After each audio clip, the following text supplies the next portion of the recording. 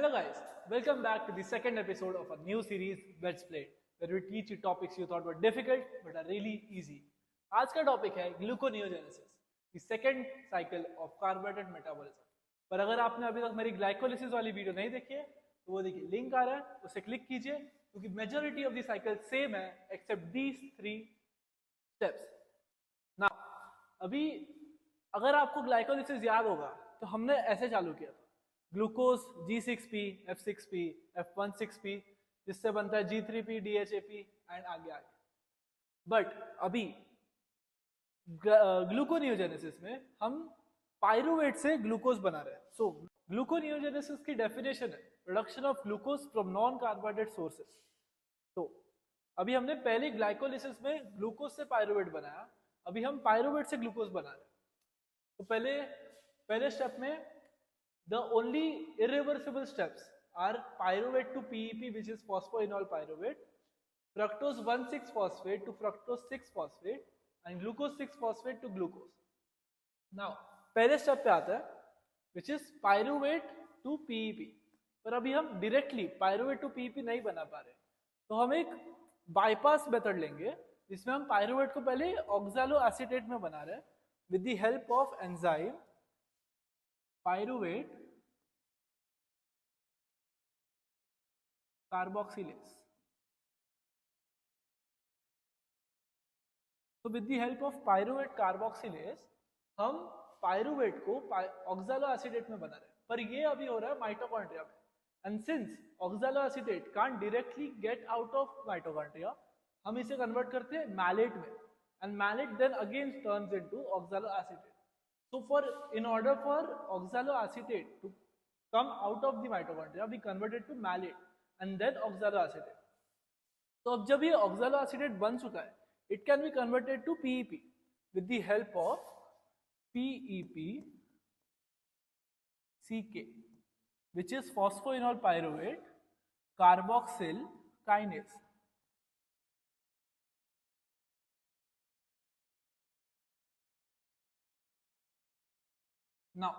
Now that pyruvate has been converted to PEP successfully, we can further the cycle, which is 2PG, 3PG, 13BPG and so on. So इसके लिए अगर आपको ये वाली cycle समझनी है, you should go and check out the glycolysis cycle. Now the second step is fructose 1,6-phosphate to fructose 6-phosphate. Now it is relatively easy. Fructose 1,6-phosphate bisphosphate को हम fructose 6-phosphate बनाते हैं with the help of fructose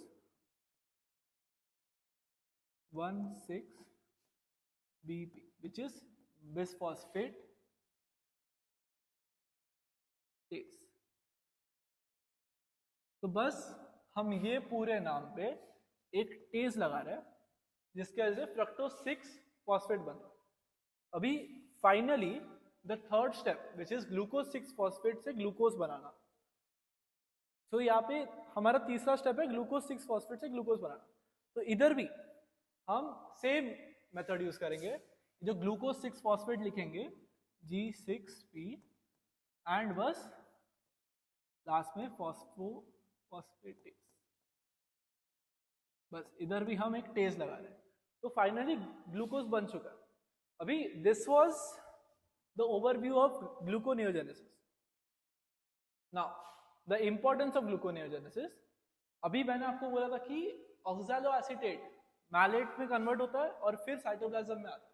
so this cycle occurs both in mitochondria and cytoplasm, whereas for glycolysis it was only occurring in cytoplasm. Now definition आपको पता है, production of glucose from non carbohydrate sources.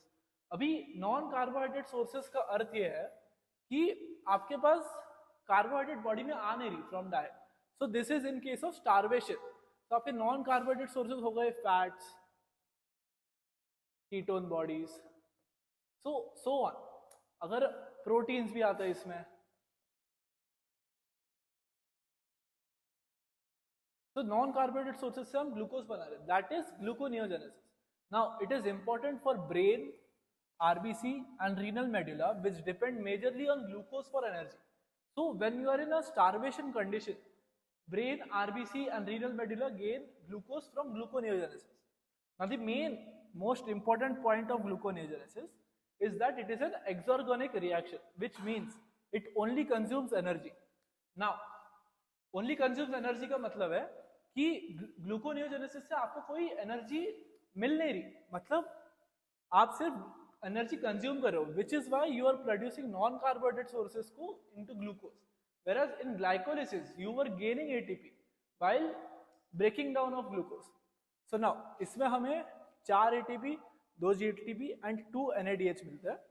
So the total is 12 ATP, क्योंकि NADH 2 NADH से हमें 6 ATP मिलता है और 2 GTP. GTP और ATP में फर्क नहीं है, बस इसमें हम एडेनोसिन यूज करते हैं और इसमें गुआनोसिन यूज करते हैं. It is equal to ATP. Now this is all that you need to know from gluconeogenesis. अभी मेन पॉइंट है जो मैंने आपको एनर्जेटिक्स बताई वो किधर किधर से मिल रही है. तो फर्स्टली 3pg से 1,3-bpg में जो कन्वर्ट हो रहा है उसमें we are getting an using an ATP, sorry, and from 1,3-bpg to G3p we are using an NADH.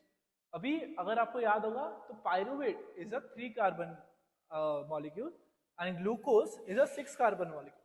तो हम एक ग्लूकोज बनाने के लिए 2 पायरुवेट यूज करते हैं. तो नाउ अभी बाकी सब तो ठीक है, दिस इज ऑल मेजर रट्टाफाई करने वाली चीज. पर अगर आप ग्लाइकोलिसिस वाली मेरी एक बार cycle, I am still insisting you watch my glycolysis cycle to understand this cycle better. जो ग्लूकोज से पायरुवेट बन रही है वो वाली साइकिल एक बार आप समझ गए तो आपको बस 1, 2 और 3 स्टेप्स है जो आपको अलग है ग्लाइकोलिसिस. नाउ जो फ्रक्टोज 1,6 बिसफॉस्फेटेज है एंड G6 फॉस्फेटेज है, ये सिर्फ होते हैं लिवर एंड किडनी में. सो इसका एक बहुत इंपॉर्टेंट क्वेश्चन बनता है कि मसल में ग्लूकोनियोजेनेसिस क्यों नहीं होती? Because muscle lacks G6 phosphatase which is glucose 6 phosphatase. So ये आपका एक बहुत इंपॉर्टेंट क्वेश्चन बन सकता है आपके फिलअप्स वगैरह में. And that is it for gluconeogenesis. अगर आपको ये वीडियो शॉर्ट लगी, क्रिस्प लगी, अगर आपको ये समझ रहा है, अगर आपको नहीं समझा तो आई विल स्टिल इंसिस्ट कि आप वो ग्लाइकोलिसिस वाली देखोगे. अगर आपको समझ गया, मैंने ये वीडियो में 5 बार रिपीट कर दिया है, glycolysis is a very important first carbohydrate metabolism का pathway. So thank you for watching. Please subscribe to IIVR India.